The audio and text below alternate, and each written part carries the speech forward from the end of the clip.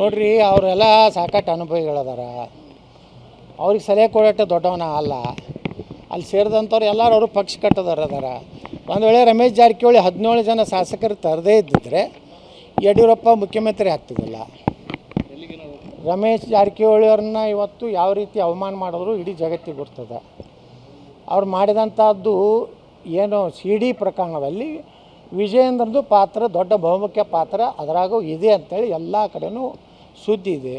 ಇಂಥ ಹಲ್ಕ ಕೆಲಸ ಮಾಡೋ ಒಬ್ಬ ರಾಜ್ಯಾಧ್ಯಕ್ಷರಾಗಿದ್ದು BJPಯ ದುರಂತ, ದುರ್ದೈವ ಮತ್ತು ನಮ್ಮ ರಾಜ್ಯದ ಕಾರ್ಯಕರ್ತರ ಅತ್ಯಂತ ದೌರ್ಭಾಗ್ಯದ ದಿನಗಳು ಈ ರಾಜ್ಯದಲ್ಲಿ ನಡೀತಾ ಇದೆ. ನೀವು ಡೆಲ್ಲಿಗೆ ಹೋಗ್ತೀರಾ ಸರ್? ಇಲ್ಲ, ಅವ್ರು ಹೋಗೋದು ಬಿಡೋದು, ಅವರು BJP ಒಳಗದಾರ, ಅವ್ರು ಹೋಗ್ಬೋದು, ಅವ್ರಿಗೆ ಅಧಿಕಾರ ಇದೆ. ನಾನು BJPಯಲ್ಲಿ ಇಲ್ಲ.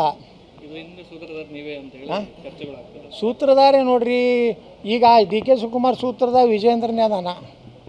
ದಿಲ್ಲಿ ಕರ್ಕೊಂಡೋಗಿ ವಿಜಯೇಂದ್ರ ಏನು ಹೇಳ್ಸಾನ, DK ಶಿವಕುಮಾರ್ ಕೂಡ 50ರಿಂದ 60 MLA ಬರ್ತಾರೆ, ನಾವು ಆ ಭ್ರಷ್ಟನ ಜೊತೆಗೆ ಸರ್ಕಾರ ಮಾಡ್ತೀವಿ, ಅದಕ್ಕೆ ನನಗೆ ಇನ್ನೊಂದು ಅವಧಿಗೆ ಮುಂದುವರ್ಸಂತೇಳಿ ಕೈಕಾಲು ಹಿಡ್ಕೊಂಡು ಬರ್ತಾನೆ. ಅವ್ರ ಅಪ್ಪ ಹೋಗಿದ್ದ ಮನೆ ಯಡಿಯೂರಪ್ಪ, ದಿಲ್ಲಿಗೆ ಹೋಗಿ ಏನು ಮಾಡಿ ಬಂದ, ಏನಾದರೂ ಮಾಡಿ ನನ್ನ ಮಗನ ಅಧ್ಯಕ್ಷರಾಗಿ ಮುಂದುವರ್ಸ್ರಿ, ಇಲ್ಕಂದ್ರೆ ನಾನು ಸಾಯ್ತೇನೆ, ನನಗೆ BP ಹೆಚ್ಚಾಗಿದೆ, ಶುಗರ್ ಹೆಚ್ಚಾಗಿದೆ ಅಂತ ನಾಟಕ ಮಾಡಿ ಬಂದ.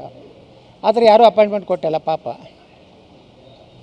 ಅಡ್ಜಸ್ಟ್ಮೆಂಟ್ ರಾಜಕಾರಣಿಗಳ ಬಗ್ಗೆ ನೀವಾದರೂ ಕೂಡ PM ಅವರಿಗೆ, ಯಾಕಂದರೆ ಈಗ ಡಿಸ್ಟಿಕಲ್ಲಿ ಇವ್ರನ್ನ ಸಿದ್ದೇಶ್ ಅವ್ರನ್ನ ಉಚ್ಚಾರಣೆ ಮಾಡಲಿಕ್ಕೆ ಆಗುತ್ತೆ ನೋಡ್ರಿ.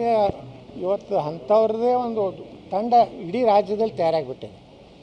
ಆ ವಿಜೇಂದ್ರ ಹಿಂದೆ ಯಾರು ಇರ್ತಾರೆ ನೋಡ್ರಿ, ನಾನು ಯಾರು ಬೊಮ್ಮಾಯರು ನಿಂದಿರ್ತಾರೆ, R ಅಶೋಕ್ ನಿಂದಿರ್ತಾರೆ, ಯಾರು ನಿಂದಿರ್ತಾರೆ, ತಮ್ಮೇಶ್ ಗೌಡ, ಪ್ರೀತಮ್ ಗೌಡ, ರುದ್ರೇಶ, ಅವನೊಬ್ಬ ಶರಣಪ್ಪ ಏನೋ ಅದ, ನಾವೊಬ್ಬ, ಒಂದು 4-5 ಮಂದಿ ಚೇಲಾಗಳು ಬಿಟ್ಟರೆ ಯಾರು ಸೀನಿಯರ್ ಲೀಡರ್ಗಳು ಅವನ ಜೊತೆ ನಿಲ್ಲಕ್ಕೂ ತಯಾರಿಲ್ಲ. ಇವನೇ ಮನೆಗೆ ಹೋಗಿ ಯಾಕೆ ಕೊಡ್ಲಕ್ಕತ್ತಾನಂದ್ರೆ ಅವನಿಗೆ ಗೊತ್ತಾಗಿದೆ ಈ ಎಲ್ಲ ಚೀಲಗಳಿಂದ ಹಾಳಾಗ್ತಾನಂತ. ಈಗ ಪ್ರೀತಮ್ ಗೌಡದ್ದೇ ಉದಾಹರಣೆ ಹೇಳ್ತೀನಿ.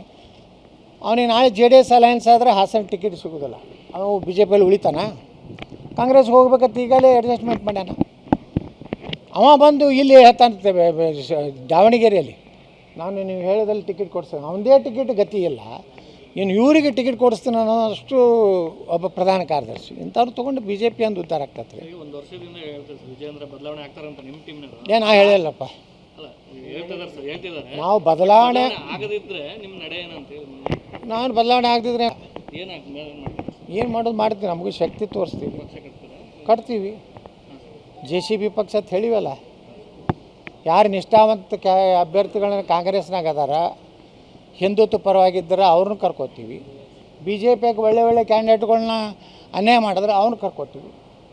JDSನ ಒಳ್ಳೆಯವ್ರನ್ನ ಕರ್ಕೋತೀವಿ. JCB ಪಕ್ಷದ ಬಗ್ಗೆ ಸರ್, ಈಗ ರಮೇಶ್ ಜಾರಕಿಹೊಳಿ ಅವರು ಮತ್ತು JM ಸಿದ್ದೇಶ್ವರ ಜೊತೆ